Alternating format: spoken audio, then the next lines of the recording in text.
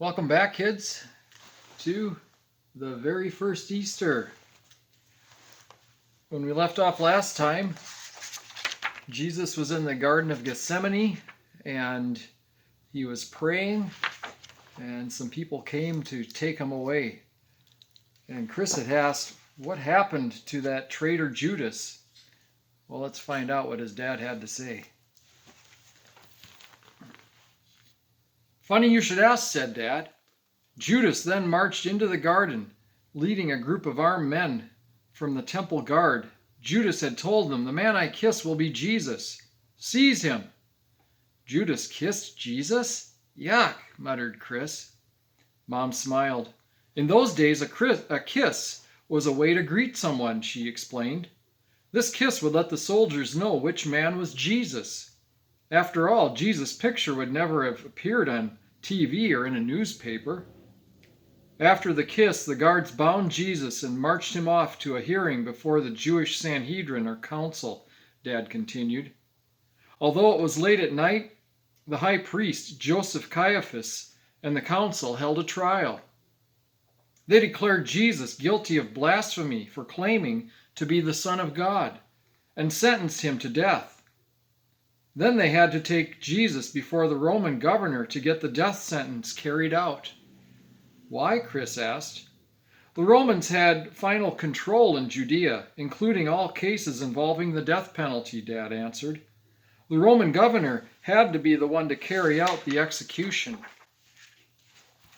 It was now the day we Christians would later call Good Friday, because on that day, Jesus won our salvation. The council brought Jesus before Pontius Pilate, the Roman governor, and accused him of trying to overthrow the government. Pilate quickly saw that the accusation wasn't true.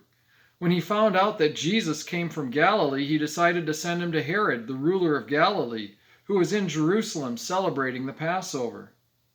What a runaround, said Chris. Wait a minute. Didn't the wise men visit Herod when Jesus was just a baby? That Herod must have been really old. No, said Dad. This was Herod Antipas, the son of the Herod the Magi visited. Antipas was delighted that Pilate had sent Jesus to him. He wanted Jesus to perform a miracle. Herod wanted a magic show, but Jesus kept silent. So Herod and his soldiers made fun of Jesus, then sent him back to Pilate. Dad continued. Now Pilate had to make a decision, and he decided that the case against Jesus was too weak. He wanted to set Jesus free, but the crowd began to shout, "Crucify him! Crucify him!" Pilate knew that Jesus wasn't really guilty, so he washed his hands, showing that he was giving up all responsibility for what happened to Jesus. Wait a minute, said Chris.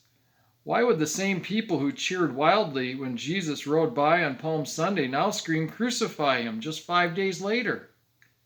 Good question, Dad responded. But these are two different crowds. The people yelling "Crucify" worked at the temple and were controlled by the religious leaders who hated Jesus.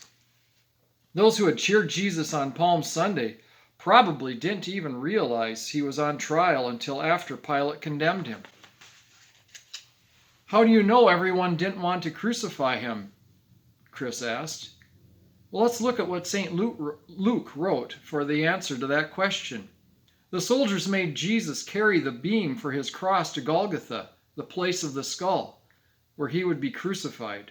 Here, listen. Luke 23, verse 27. A large number of people followed him, including the women who mourned and wailed for him. Luke 23, verse 27. That means the Jewish followers of Jesus were weeping as he carried his cross to Golgotha, Dad pointed out. Some people may think that all his countrymen hated Jesus, but this verse shows that that isn't true. Chris listened carefully as his dad began filling in the details of the crucifixion. And we'll stop there. Find out more. Come back next time as we continue with the very first Easter. Thanks for listening.